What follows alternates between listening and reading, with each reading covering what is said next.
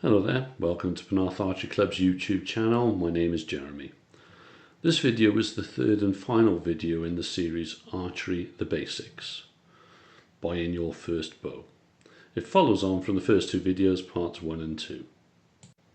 In part 1, I talked about the issues that new archers face in obtaining their own equipment, how I approach helping them in the club with selecting items, and what we're looking for from them as archers when they join the club and how that affects the choices they make. In part 2, I discussed in more detail the shopping list and particularly the bow related items and arrows. In this video, part 3, we are looking at the remainder of the shopping list.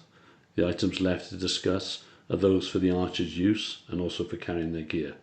I want to pick up on these and discuss the overall costs together with a brief look at what items would be looked at for a bare bow or compound archer. So picking up where we left off, after number 9 arrows, we're on to number 10 on the shopping list. Number 10 is straightforward. A simple bowstring is needed, easily sorted, not expensive, and they should always be used. Coming in at number 11, a solid bow stand should be selected. Often archers, lightly or otherwise, step on the leg of the stand to take up their bow, and often snap legs off the stand, so a factor to consider.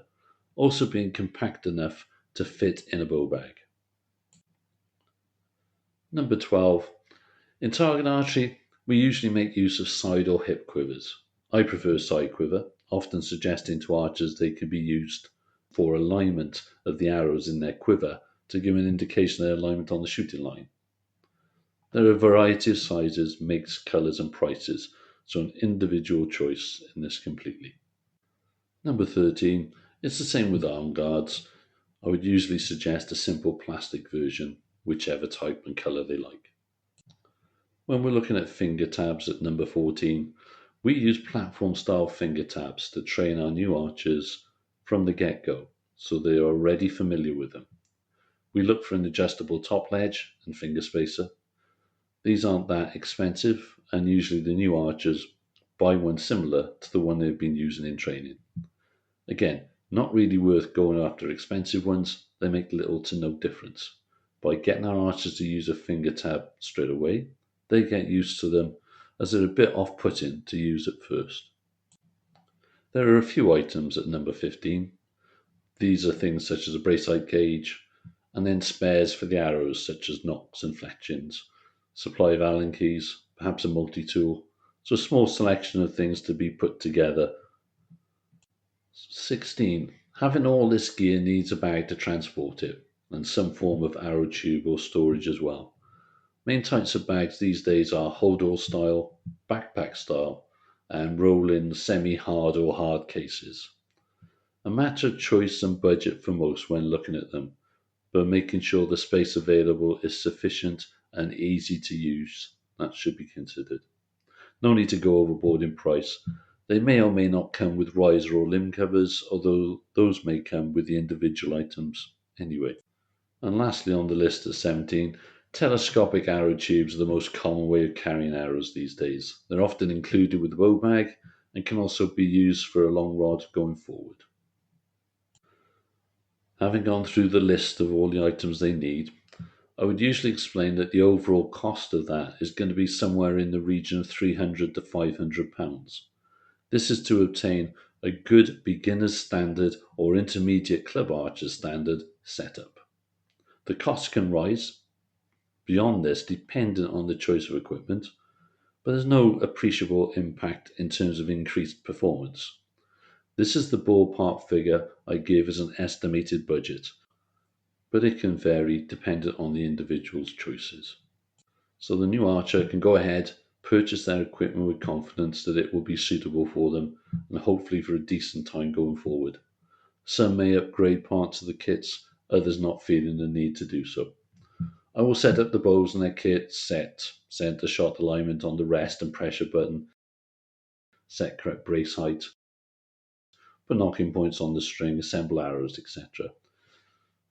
Then they can come to the next club session and try it all out.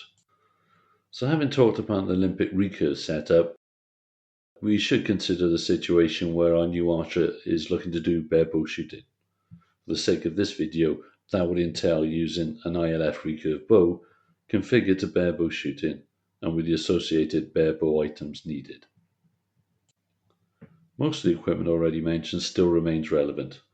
The choice of riser may be different in that they may look at a specific bare bow riser, although these tend to be far more expensive and really only likely to be considered as a later purchase, if at all. The bushings on the riser for attachment of weight should be considered. Obviously, they will not be looking for a sight. The finger tab will be for bare bow shooting, being a 3-finger design for under arrow placement, so a different design will need to be chosen compared to that they've been using. They cannot use stabilizer rods, so they may be using short weights attached directly to the riser. And that's about it. If a new member chooses to go down the compound bow route, this is more complicated and definitely a more expensive option. We don't have the compound equipment yet to teach new archers straight into compound bow shooting. Teaching via recurve provides most of the necessary form and understanding to enable them to later swap to compound, and this is a choice that they can make when initially joining the club or at a later date swap into the discipline. Several of the clubs shoot compound. The setup of compound bows and choosing which bow to buy is more involved and more expensive. The bows themselves, especially when looking at target models, far more expensive than comparable recurves. There are cheaper hunting style compounds with a short overall length, often designed for speed. They can be purchased and used effectively for target shooting. But for all the bows, the attachments required in terms of arrow rests or launchers, compound sights, peep sights, etc., can substantially add to the cost. Release aids have to be factored in as well. They're significantly more expensive than finger tabs. The setting up of compounds is something to be considered, as they're not easily dealt with as recurves, usually requiring access to a compound bow press and someone who knows how to use it. So a more involved and expensive form of archery, especially for the new archer. So our archer has eventually received all the equipment, has been checked and set up correctly, and then they continue their archery with their own selected gear. We will continue to help them, both with their new equipment and understanding how it works, but also with developing their shooting technique.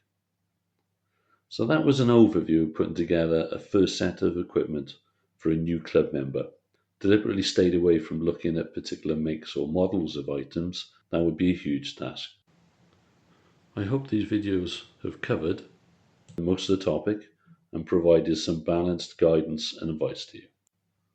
I intend to put together some short videos on basic things such as arrow assembly and fletching, a simple setup of a recurve bow, and some elements of bow tuning.